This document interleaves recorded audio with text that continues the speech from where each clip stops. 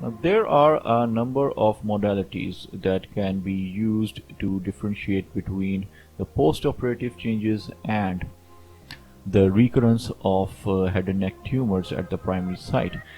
One of them is the PET scan. The others include the CT scans, the MR scans, and the thallium single photon emission tomography known as the SPECT. Now, talking about the PET scans, one of the major non-scientific reasons that limits its use are the limited availability of these PET scans, and secondly, the high cost of it.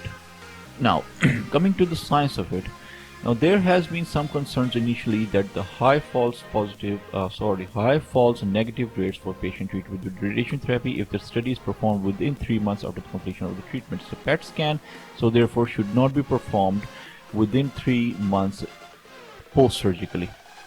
Now, however, some of the studies later on contradict this thing. Now, in case of oral cavity and the oropharyngeal tumors, it has certain amount of limitations.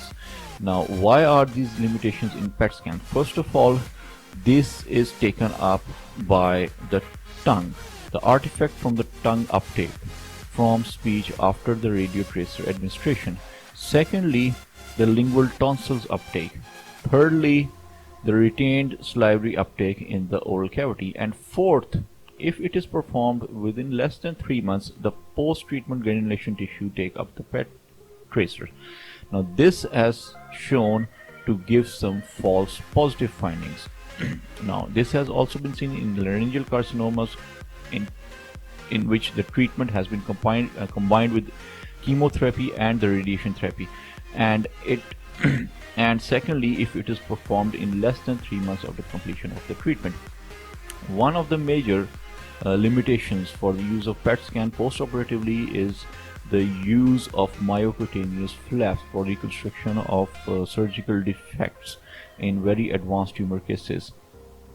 Now, no imaging study is warranted for patients treated with early stage diseases who are felt to have a low clinical suspicion for recurrent disease. And secondly, there are 2 scenarios in which we would recommend a PET scan as the initial study in any post-op case.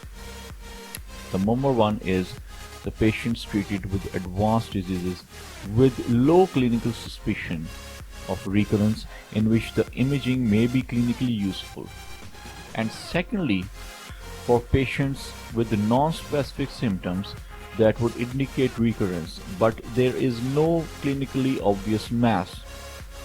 Alright, so there are only 2 indications to go for a PET CT. Now, if the patient has been treated with radiation therapy and chemotherapy, then at least a gap period of 3 months should be given. Otherwise, the test would give a false positive finding. Now, this was a few shortcomings of the PET CT in head and neck region. Thanks for listening to this short video on PET CT limitations. If you like this video, hit the like button. If you feel the complete opposite, then dislike.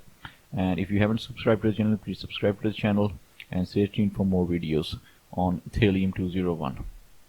Thanks for watching.